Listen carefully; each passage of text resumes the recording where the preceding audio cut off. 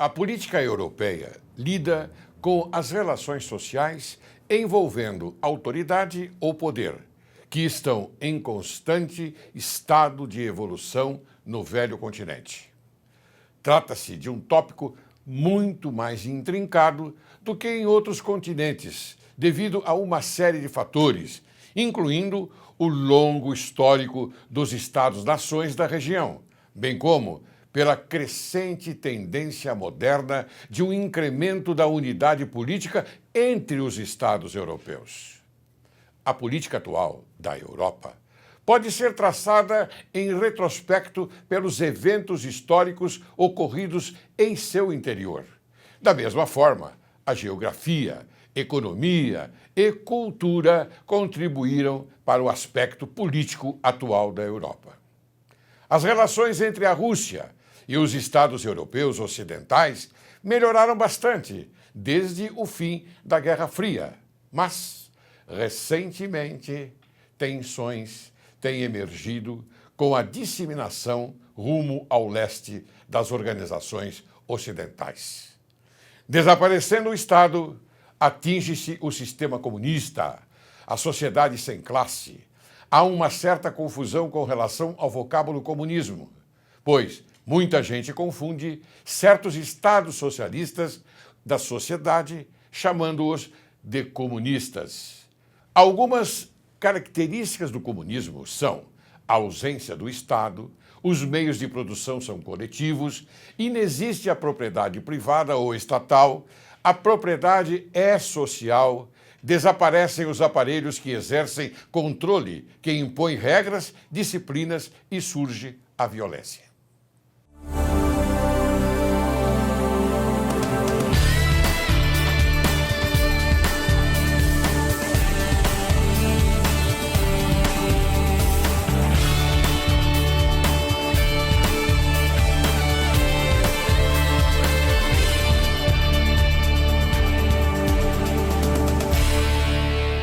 Hoje, Direito e Justiça em Foco conversa com você, caríssimo telespectador, sobre o tema Políticas Europeias e Comunismo. E para abordar esse assunto importantíssimo, nós convidamos o excelente advogado, Dr. Rodolfo Politano. Eu digo excelente porque eu o conheço pessoalmente e sei da altíssima capacidade intelectual deste nobre advogado. Quem é o Dr. Rodolfo Politano? Engenheiro metalurgista pela Escola Politécnica da Universidade de São Paulo, mestre em Engenharia Metalúrgica pela Escola Politécnica da USP, doutor em Tecnologia Nuclear pelo IPEM, Instituto de Pesquisas Energéticas e Nucleares da Universidade de São Paulo, bacharel em Direito pela Faculdade de Direito da USP e, obviamente, advogado. Professor em nível de pós-graduação do IPEM, USP, responsável pela cadeira Gestão de Propriedade Intelectual e Proteção do Conhecimento. Professor titular de Análise de Decisões e Riscos na Faculdade de Engenharia da FAAP. Pesquisador sênior do Instituto de Pesquisas Energéticas e Nucleares, IPEM-CNEN, Comissão Nacional de Energia Nuclear de São Paulo. Tem experiência nas áreas de gestão de inovação tecnológica, propriedade intelectual em institutos de pesquisa e novos materiais estratégicos. Como vai, doutor Politano? Tudo bem? Saiba que é uma honra muito grande do Direito e Justiça em Foco recebê-lo aqui no estúdio. A honra é toda minha, eu agradeço muito ao convite e espero contribuir à altura, do nível desse programa, eu venho acompanhando já há algum tempo. E agradeço o convite novamente e espero poder contribuir aí com alguns dos meus conhecimentos. Não, você tem um conhecimento profundo sobre esse assunto e eu quero explorá-lo bastante. Explorá-lo no bom sentido. Esteja à vontade. Então, e nós vamos conversar bastante porque nós temos a obrigação de informar o telespectador sobre esses assuntos. E eu já lhe faço uma pergunta. Eu quero que você diga para nós aqui o que você entende, aliás, e o que você entende e qual o seu interesse, principalmente do leste europeu. Bom, o meu interesse, apesar do meu sobrenome italiano, eu sou Eu sou húngaro, eu sou cidadão brasileiro, eu sou húngaro. Você é húngaro. Por parte de mãe. Eu cresci ouvindo as histórias dos meus avós do leste europeu. E muita coisa eu fui atrás das histórias que eu via, que meu avô contava, eu fui atrás, né, de documentos históricos e fui me interessando até finalmente chegar até o local, né? Eu visitei onde meu avô nasceu, os principais locais onde ele me relatava os fatos históricos. Então, ele teve os principais locais da experiência que ele desfrutou durante a sua existência. Isso. Veja, eu brinco que eu sou fruto da Primeira Guerra Mundial, porque tanto o meu avô quanto minha avó vieram para o Brasil em função de um grande diáspora provocado pelo final da Primeira Guerra Mundial, mais precisamente devido ao Tratado de Trianon, que foi assinado no Palácio de Trianon, lá em Versailles, e onde a Hungria perdeu 2/3 do seu território. Então, o meu avô nasceu húngaro e morreu romeno, e minha avó nasceu húngara e faleceu iugoslava, Sérvia. Essas coisas... Na região da Eslovênia atual? Não.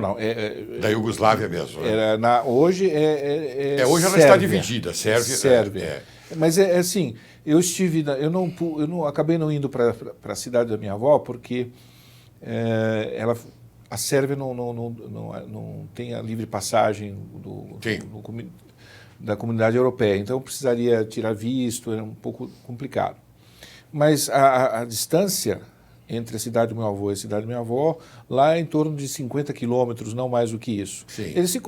Na verdade, eles se conheceram aqui em São Paulo. Né? Sim. Mas era muito próximo. Agora, veja, nós estamos falando de 3 nacionalidades a menos de 50 quilômetros, numa fronteira que ela foi se movimentando ao longo da história. Isso, para nós brasileiros, isso é uma coisa extremamente... né, muito difícil de nós entendermos. E para eles também, né? Bom, enfim, por conta de ouvir e de gostar de história, eu fui me interessando, fui me aprimorando no tema e, de preferência, ouvindo de fontes primárias. Eu gosto muito das fontes primárias, eu gosto muito das pessoas que testemunharam, né, fatos históricos. Certo. E aí, com isso, eu fui me aprimorando, né, nesse assunto controverso.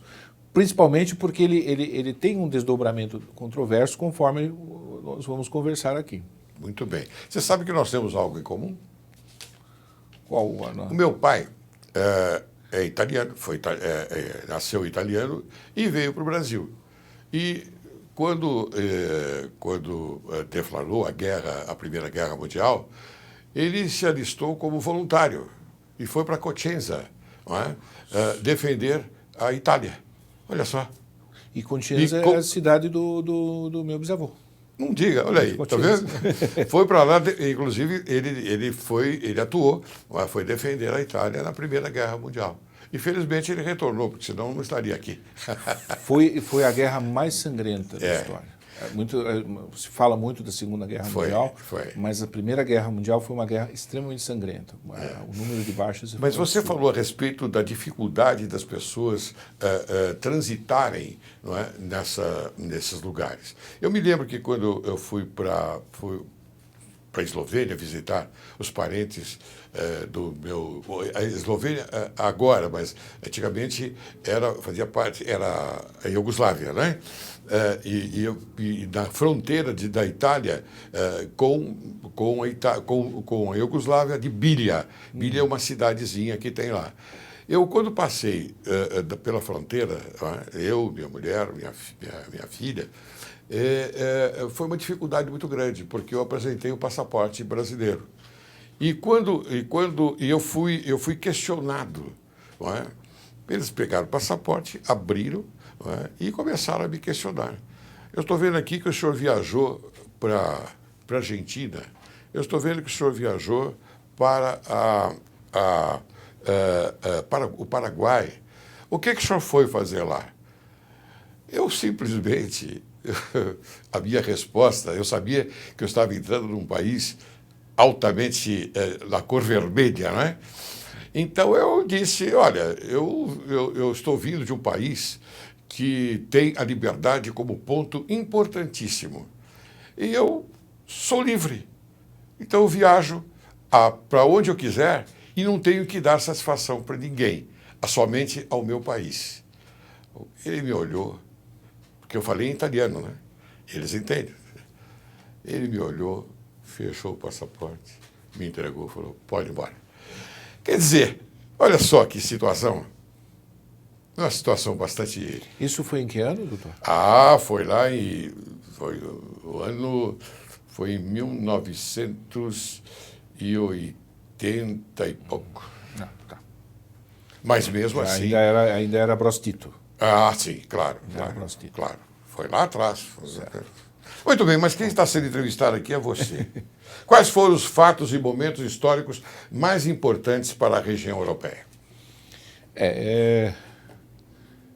Essa é uma pergunta difícil, mas eu gosto de salientar alguns aspectos que foram marcantes para a história da Europa e que repercutiram muito também na história do leste europeu. O primeiro deles, sem sombra de dúvida, foi o Império Romano. O Império Romano ele determinou muito da influência ocidental na Europa. Então, a fronteira do Império Romano justamente foi o rio Danúbio com o rio Tiso. As maiores termas romanas, elas estão em Budapeste, pouca gente sabe, em Aquicum, você pega um trem. Então, a presença romana, a história de Roma na Europa, ela é extremamente determinista. A segunda fato histórico que repercutiu na Europa de uma forma bastante contundente foi o cristianismo, né? A disseminação do cristianismo dentro do próprio Império Romano. Isso foi repercutindo. Nós temos a falsa ideia de que o grande boom foi no começo do milênio, né? Nos anos 400, 500.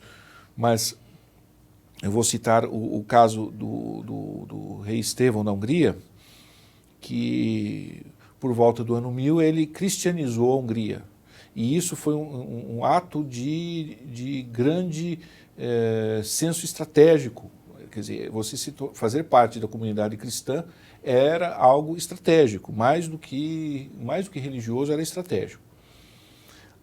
Um outro grande fato histórico que repercutiu muito na Europa foi, e pouco comentado, foi a invasão dos mongóis, né? Que por pouco a história da humanidade não seria muito diferente se os mongóis não fossem democratas. Ou seja, quando morria o Khan, todos se voltavam para o seu centro e decidiam qual seria o próximo Khan, o próximo líder.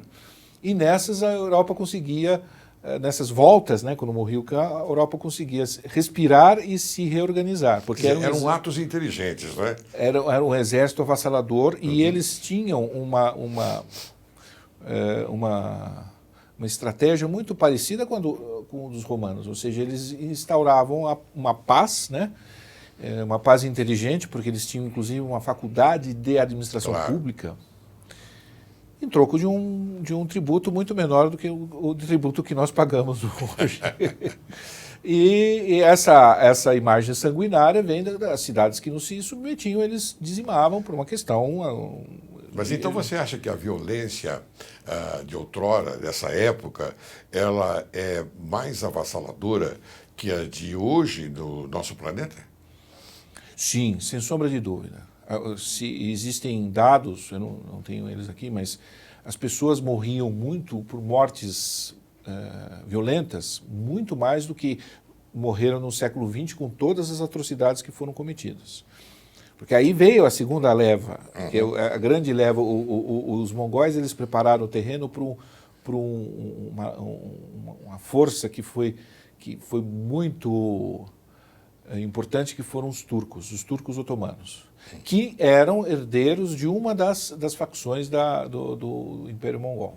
A Turquia, até hoje, há um ressentimento no leste europeu e na Europa em relação à Turquia, justamente por conta da influência que ela teve, a invasão do Império Otomano teve na Europa e no desenrolar, né, da história europeia a partir dessa influência. E é recente, nós estamos falando aqui 1600, nós estamos falando mais ou menos na época dos descobrimentos. Sim. Aliás, o que há de comum com isso, né?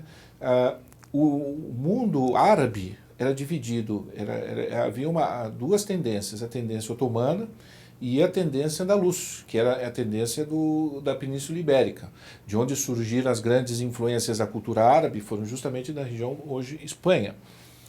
Com a derrota da Espanha e Portugal árabes e a ascensão do Império Otomano, o que houve no mundo islâmico? Houve uma inversão de valores e em detrimento do valor intelectual, da sabedoria intelectual, foi dado o valor ao aspecto militarista, né? Então, nós sentimos hoje essa virada, né, de foco. Antes o foco era o estudo do Alcorão, o estudo das ciências, e o foco virou a questão da dominação militar, que foi personificado no Império Otomano. Há uma diferença aí, segundo consta na história, eu vou abordar isso e gostaria que você também falasse a respeito, entre o cristianismo, a Bíblia e o Alcorão. O Alcorão foi escrito por Maomé, e o que nós temos conhecimento hoje do cristianismo foi trazido por Paulo de Tarso, que foi um seguidor que não conhecia Jesus Cristo naquela época. Ele nunca se encontrou com Jesus Cristo, mas depois da morte de Jesus Cristo, ele se interessou e foi e levou ao conhecimento, não é, o que nós temos hoje no cristianismo. É isso? Isso é uma das teses que se defende sobre a expansão do cristianismo. É claro que às vezes esses pequenos detalhes, né, existem pequenos detalhes na história que nos passam desapercebidos e que às vezes, muitas vezes são deterministas no que vai ocorrer. Sim. Então, um apóstolo que não conheceu Jesus foi muito mais impactante, às vezes, em alguns aspectos, do que propriamente aqueles que foram testemunhas oculares, né? Sim, sim. Mas isso é o interessante da religião, né? Claro, a religião, ela claro. tem esse aspecto... Claro, são aspectos que, como você disse, as pessoas não têm conhecimento. E aqui o nosso Direito e Justiça em Foco procura sempre levar ao telespectador o conhecimento autêntico, a verdade sobre aquilo que ocorreu, não só naquela época, mas também na atual. Mas eu pergunto, qual a importância da Rússia no cenário europeu? E a BRICS, ou seja, é um acrônico que se refere aos países membros fundadores, o grupo BRIC, né? Brasil, Rússia, Índia e China, e a África do Sul, que juntos formam um grupo político de cooperação. Bom, dentro dessa história que nós estamos escrevendo, nós hoje olhamos para o cenário europeu e vemos como grande potência a Alemanha, sem dúvida a França, mas na época, nessa época da invasão do Império Otomano, os grandes agentes, né, os grandes atores no cenário geopolítico europeu era Rússia e Áustria. Tanto que foi a Áustria que expulsou as forças austríacas com o auxílio das forças russas, que expulsaram os otomanos da Europa. Isso no final do século XVII. A Rússia, portanto, ela se estabeleceu como Estado nacional há já muito mais tempo do que uma Alemanha, do que uma Itália, que eram aglutinados de reinos, né, de condados, enfim. Sim. Então, subestimar a Rússia sempre é um erro de avaliação. A Rússia é uma potência. Claro. Nós estamos agora falando de China. China é muito interessante porque é a maior potência capitalista do mundo. E, por incrível que pareça, a maior potência capitalista do mundo é comunista. Claro.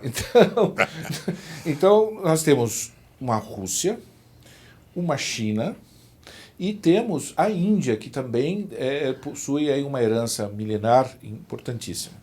Então, para o Brasil é um excelente negócio ficar perto dessas pessoas. Por quê? Porque você concorrer com os Estados Unidos, com uma Inglaterra,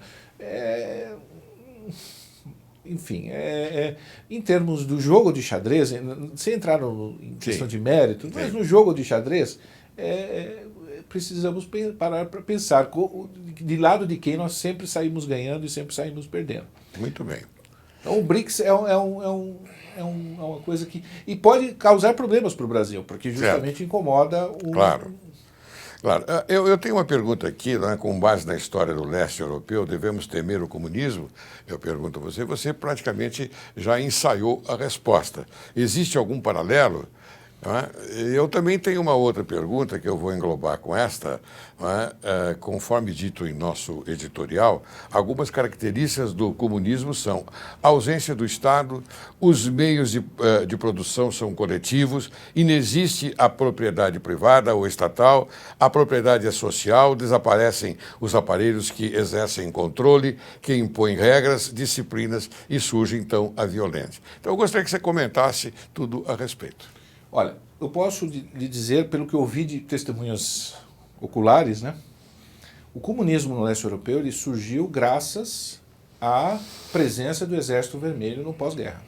Se não houvesse o Exército Vermelho, o Exército Soviético, o Exército de dominação, em países como Hungria, como Romênia, como Bulgária, o comunismo não teria se estabelecido nesses lugares. No Brasil, felizmente, nós não temos a presença de nenhum Exército Vermelho. As tentativas que tivemos... Nem o MST? Não. Não? Não. As tentativas que nós tivemos aqui no passado são risíveis sob o ponto de vista estratégico-militar. E continuam sendo. Eu ficarei preocupado no dia que a propriedade privada, fazendo a link, quando houver algum tipo de desapropriação compulsória de propriedades de pessoas de bem. Aí eu vou começar a ficar preocupado. O que eu não vejo a menor, né, assim, desse medo nós não devemos temer. Eu até diria o seguinte, que isso pode ser um desserviço a você levantar um debate político até de oposição. Eu queria que você continuasse, porque agora eu vou chamar o intervalo, mas antes de chamar o intervalo, eu gostaria que você, após esse break, você continuasse a falar sobre esse tema e também sobre os comentários de formadores de opinião da oposição. Não é? Tá bom? Agora eu vou chamar um pequeno intervalo. Você aguarde que logo, logo retornaremos.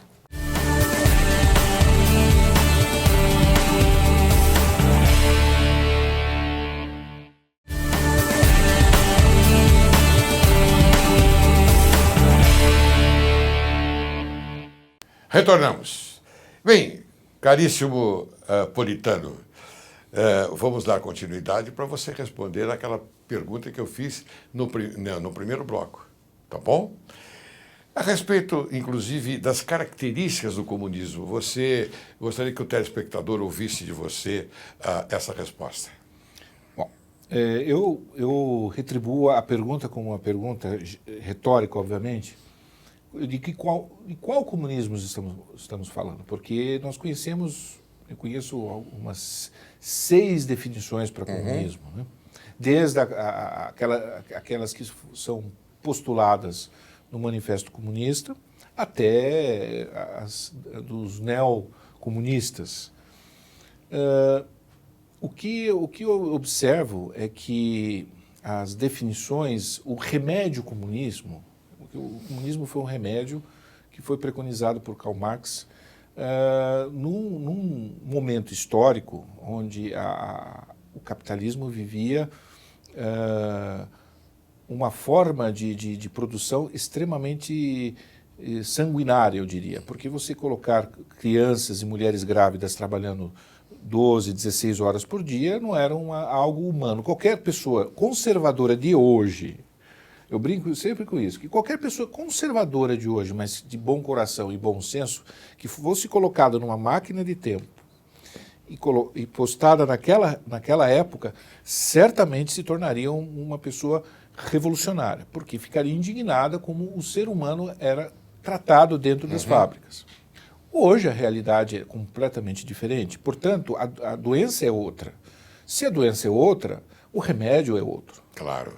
E o que se observa são ajustes a um remédio por uma doença que não existe mais, né? E esses pequenos ajustes sempre colocam uma corruptela aqui, uma corruptela ali, e o que acabou acontecendo no leste europeu é que foi instaurada uma ditadura dita do proletariado, mas que nós sabemos que as pessoas, os oportunistas, é que acabaram se adiantando e tomando posse desses governos. Os oportunistas que se aliaram ao exército soviético, né? Na época o Exército Vermelho, e que tomaram posse dos estados, então, que passaram a ser da Cortina de Ferro. E foram ditaduras extremamente sanguinárias. Mas o problema, eu me pergunto, eram ditaduras comunistas? Sinceramente respondendo, não sei, né? E tomar aquilo como modelo é mais equivocado ainda, né? Sim. E, portanto, eu não vejo um possível paralelo. Eu não enxergo esse paralelo. Certo, mas me diga uma coisa, meu caro Rodolfo.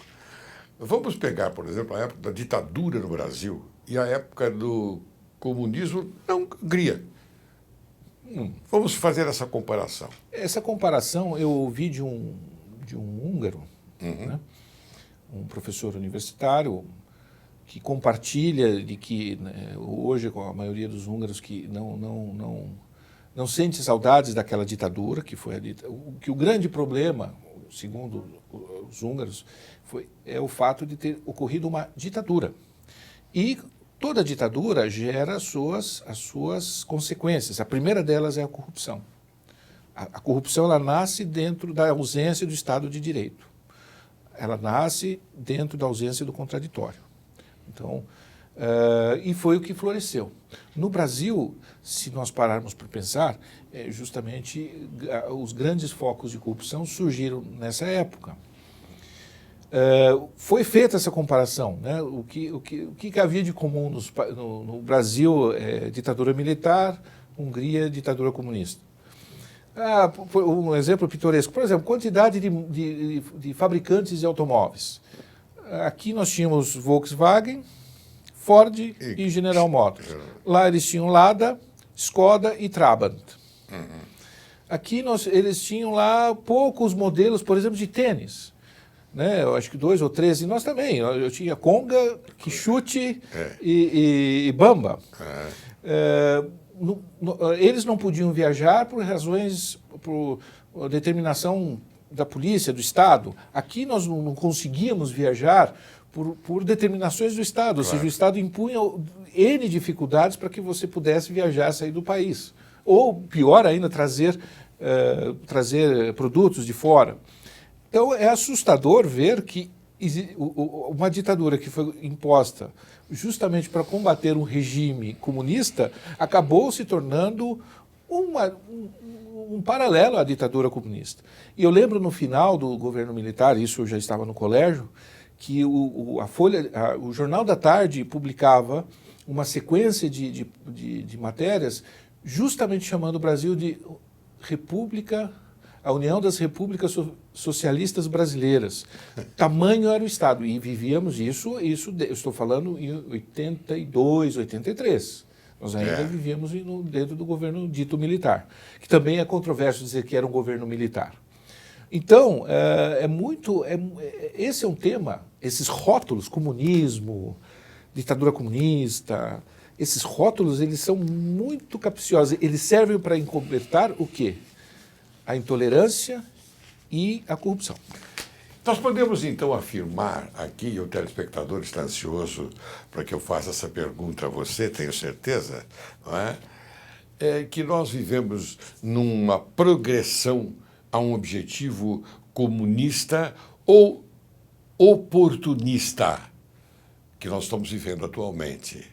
E eu gostaria também que você comentasse sobre os formadores de opinião da oposição. Eu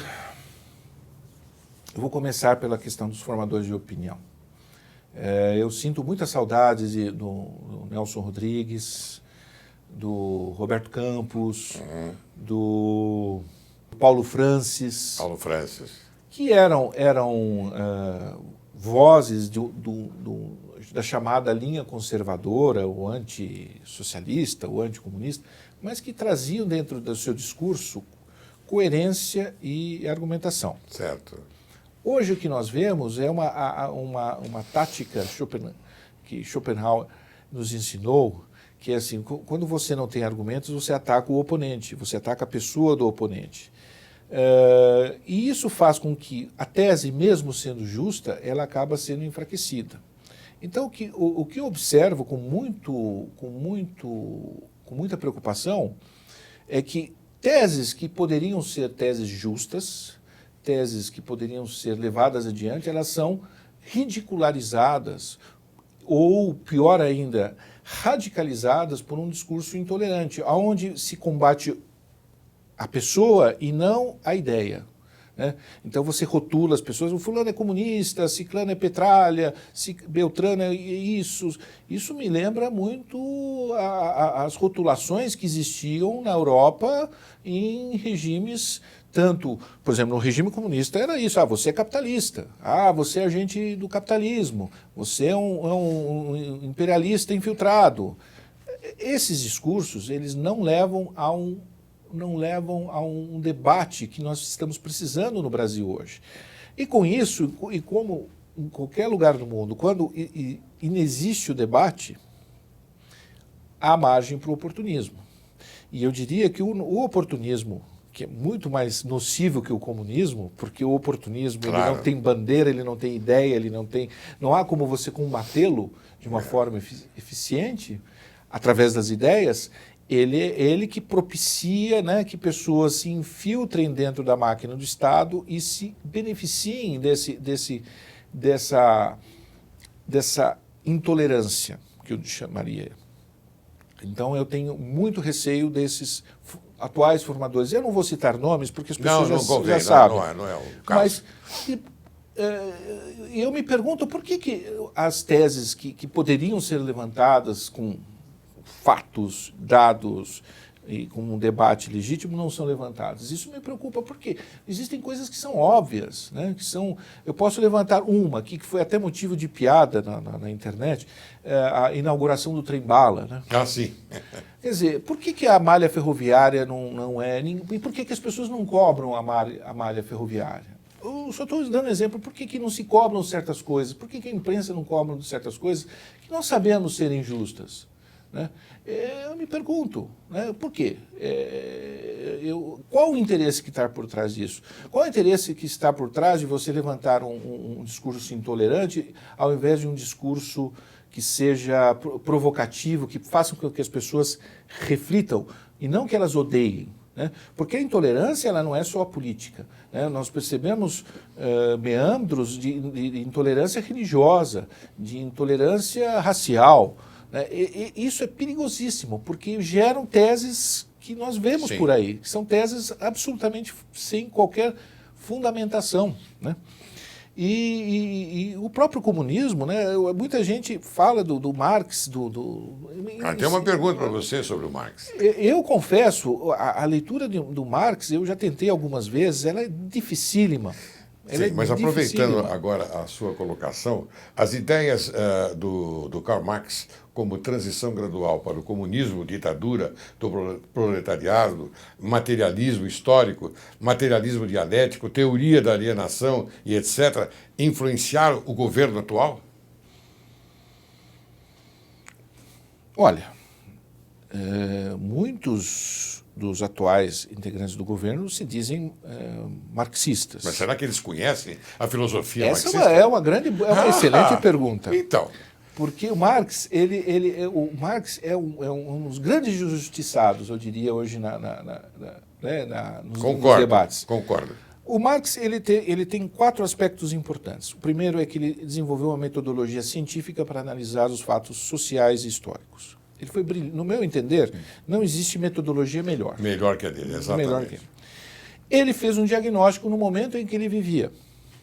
Então, ele, com base na metodologia que ele criou, como vamos imaginar, na medicina criou-se o raio-x. Então, ele criou o raio-x da geopolítica.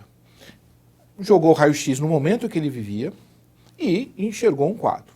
Que quadro era esse? Eram crianças trabalhando, eram pessoas trabalhando 16 horas por dia, morrendo de tuberculose dentro de uma fábrica, mulheres que fizeram greve, foram trancadas dentro da fábrica e foi posto fogo dentro da fábrica, é a origem do Dia das Mulheres. Uhum. Era esse o momento que se vivia, né? E ele, dentro do íntimo dele, aí o terceiro aspecto da obra dele é o que ele queria ver, como ele queria ver o mundo, né? Uhum. E quarto aspecto é como chegar nesse mundo. Então, o que nós temos que perceber? Que esses aspectos da alienação, todas essas metodologias e finalísticas, elas vêm com base num diagnóstico de uma doença que não existe, como eu já disse, né? Ela não existe mais. Quer dizer, o capitalismo ele é falho, ele é falho. As crises que nós observamos, nós vemos que ele é falho. Agora, o comunismo deixou de ser a luz no fim do túnel. Mesmo os analistas marxistas percebem que, por um fato muito interessante, que o maior país comunista do mundo é a China, que na verdade é o maior país capitalista, claro. Então, como? Esses modelos eles não se adaptam mais. E, voltando à pergunta original, os nossos formadores de opinião, eles ainda seguem também a mesma metodologia do Marx do século XIX. Né? E o que é preciso? Eu gosto muito de um pensador que eles chamam de neomarxista, que é o Slavoj Žižek. Ele diz o seguinte: cuidado que a luz do fim do túnel pode ser um trem vindo no sentido contrário. E o que ele preconiza, não é hora de fazer, é hora de pensar. Eu acho muito interessante essa provocação. Ele fala assim: não é hora de fazer, nós temos que parar e pensar. E eu acho que isso vale tanto para aqueles que defendem o livre mercado, quanto para aqueles que defendem um Estado social. É hora de pensar, porque o mundo está numa efervescência muito grande e a economia ela está num momento de nebulosidade total. Porque o dinheiro deixou de ser um bem material, ele passou a ser um número no banco de dados. Então, o próprio capitalismo, o capital, ele deixou de ser algo palpável. Eu sinto isso no meu dia a dia, quando você vai valorar, né, dar valor a, por exemplo, uma nova tecnologia. Quanto vale em dinheiro uma nova tecnologia? Foi aí que eu comecei a estudar essas questões. Sim. Porque quanto vale um novo parafuso? Quanto vale um novo método do tratamento de câncer? Né? Essa é uma boa pergunta, que era respondida tranquilamente no capitalismo industrial. Bom, eu sabia, eu tinha o custo, eu tinha o preço e conseguia ter o resultado. Hoje, essas perguntas ficam no ar. Então, vivemos em momentos interessantes. Mas me diga uma coisa, Marx e Engels colaboraram, então, para a organização dos movimentos da classe operária? De certa forma, sim. Dentro daquele momento. Sim. Né? Só que o que aconteceu? Né? Foi percebido o perigo que isso representava para o status, né? para a situação. E também as movimentações práticas na Comuna de Paris, principalmente 1848, foi um ano muito especial, né, na Europa. Uhum. O que se observou é que justamente o método, né, o remédio, ele precisava de alguns ajustes, porque se criou um estado de anarquia. Né? Uma coisa que não existia na época do Marx e do Engels, e que foi determinante para o fim do comunismo, foi a questão psicológica. Será que o fim da propriedade privada, a ausência de uma remuneração, de um reconhecimento para o nosso íntimo, para a nossa personalidade, isso repercute de forma positiva ou negativa? Nós vimos que na história que não, que quando você... Claro. Então, essa era uma variável que não existia naquela época. Talvez se Freud tivesse nascido... fosse contemporâneo a eles, talvez a coisa fosse diferente. Talvez certas aberrações que nós observamos não teriam acontecido. ocorreram aberrações, né? Claro. Sem sombra de dúvida. Desrespeitos a bens nossos, a valores que o ser humano tem por natureza. A família, por exemplo, é um valor que o ser humano tem. A célula máter, né, da sociedade. Máter, né? Você, de uma hora para não, vamos acabar porque isso é manipulação. Não, isso é um discurso, não é fato. É um discurso, exatamente. Bem, eu queria então agora colocar para você e o telespectador também está ansioso para que eu faça essa pergunta, porque Margaret Thatcher foi uma das grandes estadistas, não é? E ela dizia que o socialismo dura até acabar o dinheiro dos outros. Você concorda com essa máxima? Mas qual que é o socialismo que ela estava se referindo? Era o socialismo da Iugoslávia ou o socialismo sueco? Eu quero que você explique isso. Porque existem também outra palavra, se tem uma palavra mal entendida, é o comunismo. A segunda palavra mais mal entendida é o socialismo. De que socialismo nós estamos falando? Eu conheço vários significados para esse verbete. Obviamente, ela defendia o neoliberalismo e o Estado mínimo, né? Sim. Eu diria o seguinte, né? O próprio inglês, que sempre foi muito educado, muito ponderado, muito polido, para ele ter vaiado o sepultamento da Margaret Thatcher. Uma parte, né? Uma facção. Mas o inglês, para chegar nesse ponto, significa que ela é uma figura controversa. Isso é uma figura de linguagem, porque o Estado, você tem que se perguntar, qual a função do Estado? É mínimo ou é máximo? Eu diria que ele tem que ser otimizado. Em certas situações ele tem que ser máximo. Por exemplo, polícia. Né? A polícia. O Estado, personificando no Estado, a polícia como representante do Estado na sociedade, vamos pôr polícia mínima. Né? Agora, por exemplo, eu interferi na sua vida pessoal. Como o Estado interfere na sua vida pessoal? Através dos impostos, dos tributos, que tira seu poder de compra. E aí você vê ele tirando o seu poder de compra e você não tendo retorno dos serviços públicos. O mais preocupante é o retorno dos serviços públicos. O não retorno. É um não retorno. O retorno, eu digo o retorno como acontece em outros países, e o não retorno aqui no Brasil. Sim, exatamente. É um problema que desde que eu existo, eu escuto. É aquilo que você se referiu anteriormente sobre a corrupção. Sim. Não é? E desde que eu existo, eu escuto isso. O Estado não dá de volta aquilo que ele arrecada. Eu tenho essa impressão, até dentro das minhas análises, que o que se deve procurar é o Estado ótimo. Ou seja, onde ele deve ser mínimo, ele é mínimo, onde ele deve ser presente, ele deve estar presente. E que muitas vezes isso daí nós temos que parar para pensar e ver assim, quando que ele deve ser mínimo? Quando ele deve ser máximo? É aí que entra a questão ideológica. Muito bem.